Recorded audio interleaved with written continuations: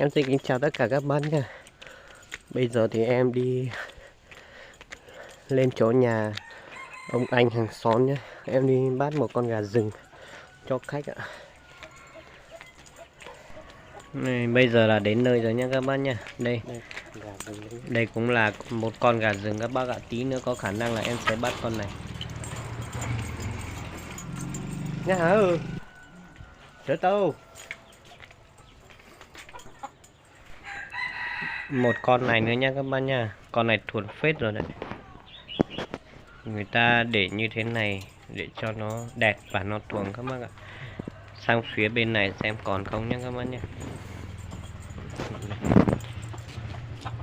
Đây còn một con trống to nữa các bác. Nhà này nuôi gà rừng.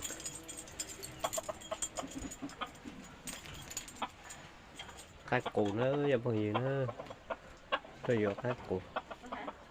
Chén thế.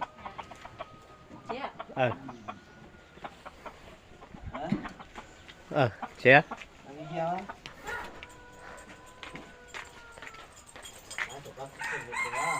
Rất xinh á.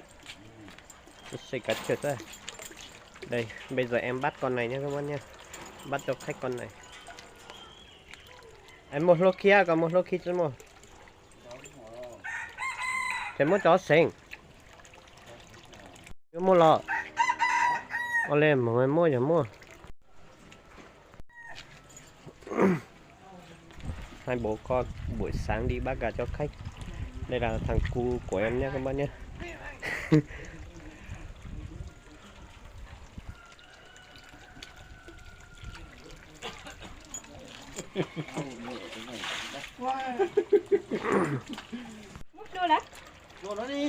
Các bác khi chọn mua ta muốn đéo thì là hộp giấy thì chưa chả là ô thích phở nhớ tôi gì xem mà tôi muốn đéo tức là hộp giấy sơ ô chẳng sơ có liên sinh ấy nó thằng nó kiểu nhục cù nữa cho tôi ô cho sao Oleh.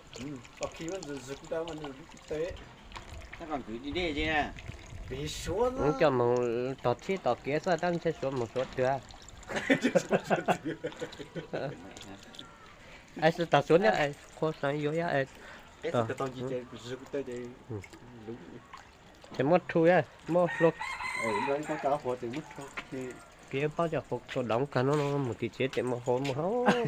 Còn một đeo hộp thế hả? Chính mà. Đó điều ăn hết tôi hay à.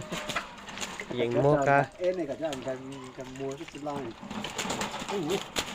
Nó có tút sang nhà thì ở đồ lo. Cái này phải gắt ép. Rồi nó có hai tụt lâu đấy. Sao cũng tới đấy hả?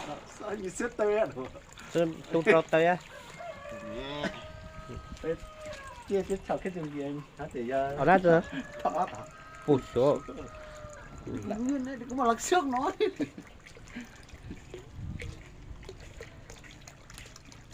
Còn nguyên si đấy. Không ăn sụp lâu à, một số. Đấy, cả tí cổ cổ. Còn con này nha các bạn nha. Bây giờ thì em sẽ quay cận cảnh clip gáy của con này cho các bác xem nha. Xem, nghe tiếng gáy của con này xem như nào nhé. Gáy đi gà.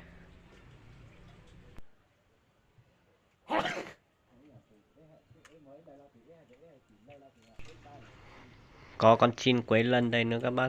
Con này là con chin quế lân nhá.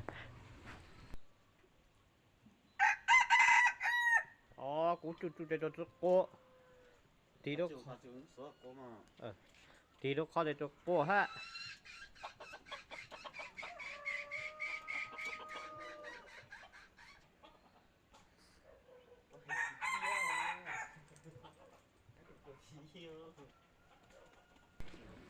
Không quay thì nó vẫn gáy mà mình quay phát là nó chẳng gáy luôn các bác ạ.